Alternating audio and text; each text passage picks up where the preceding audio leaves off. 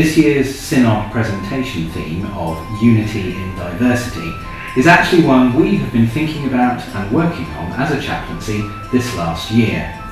We even ran a conference with the same title in September, of which more later. We have been thinking about how we can create greater unity in three areas of our diverse chaplaincy.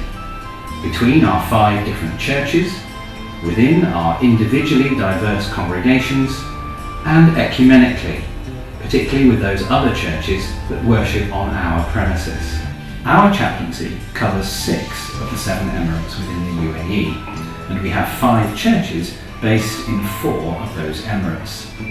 Each church is of course very different, and their diversity comes from a variety of factors. Their churchmanship, ranging from evangelical to low Catholic, their cultural makeup, with more nationalities than we can begin to count, with different ratios in each church, and their geographical locations themselves.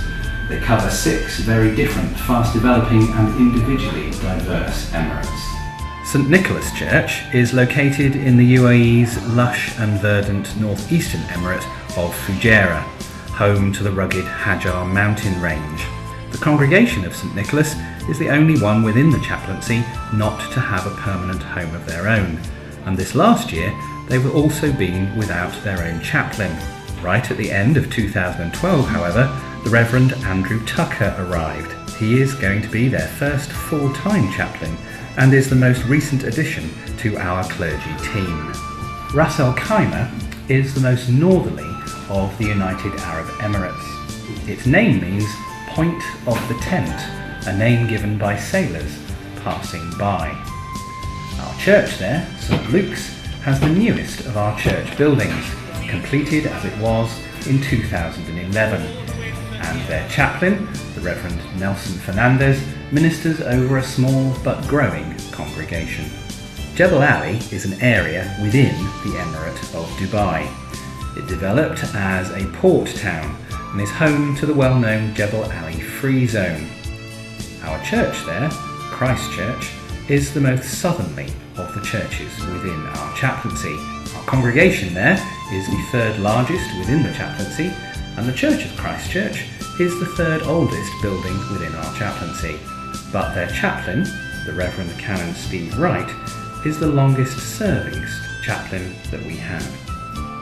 UNESCO named the Emirate of Sharjah the cultural capital of the Arab world in 1998. It has 17 museums and is famous for its elegant Islamic architecture. Historically, it was one of the wealthiest towns in the region. Our church there is St Martin's, and it was originally established in 1926 because of the Royal Air Force headquarters in Sharjah. This makes it by far the oldest church within our chaplaincy, although not the oldest church building, as the current premises were only inaugurated in 1997. The chaplain there is the Reverend Ernest Victor, and he ministers over our 2nd largest congregation, which is lively and active in its work with the local community, and especially the migrant labour community. One of the top tourist destinations in the world today, Dubai continues to make headlines for its ambitious building projects and its famous shopping and entertainment facilities. Its world-class infrastructure is now home to one of the most multicultural communities in the world. Holy Trinity, the oldest of our church buildings, is situated here and is home to our largest congregation. Our chaplaincy headquarters is also based here, as is our senior chaplain, the Reverend Ruan Palapathwala. In 2012, Holy Trinity gained its own dedicated chaplain in the form of the Reverend Tim Heaney.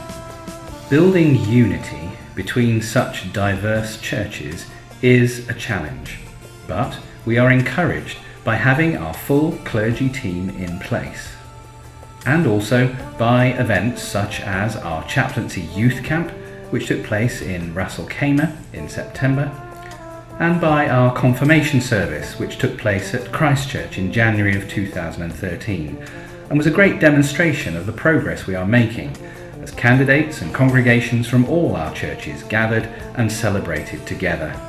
The second area that we, along with all churches, have always been aware of and are constantly working on is the diversity within our individual congregations and the challenges this brings for creating unity within each church. As we have seen, the degree of diversity does vary from church to church within our chaplaincy, and of course, the larger the congregation, the more we need to actively work at the relationships within it. We all know how hard it can be to integrate everyone fully into the life of any church. And while our huge cultural diversity is a great blessing, it can make achieving unity much more difficult. We are working hard, however, to try to ensure that all groups are included in the life of the church, including participating in worship and being represented on our local church committees. The third area we have been working on is to create greater unity ecumenically, and particularly with the other churches that meet in our premises. Across the chaplaincy, 270 other churches worship in our 4 compounds. They worship in a variety of languages and churchmanships, and while many are evangelical or Pentecostal, there are a large number of Anglicans and representatives of most other independent Protestant traditions, plus some Orthodox churches. There has been little coordinated activity ecumenically in recent years, although relationships are good, and we do some things together, like our carols in the compound service.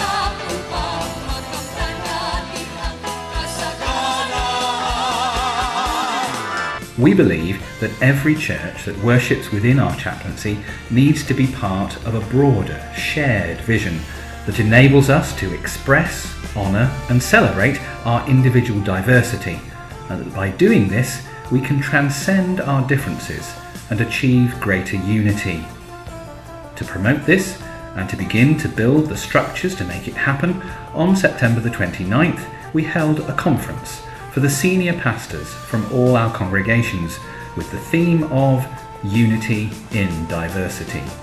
At the conference, we asked Bishop Michael to talk about our Anglican tradition and setting. And some lay people every year gather together in spirit of those who are ordained. We did this because we wanted them to understand that the Anglican Church is part of the one holy, Catholic and Apostolic Church, but with theologies, structures and forms of worship representing a different kind of middle way or via media between Reformed Protestantism and Roman Catholicism.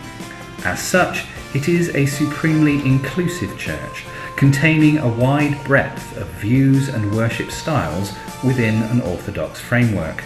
Being Anglican means we have a long tradition of respecting differences in churchmanship and of developing cooperation between Christians of different theologies and worship styles.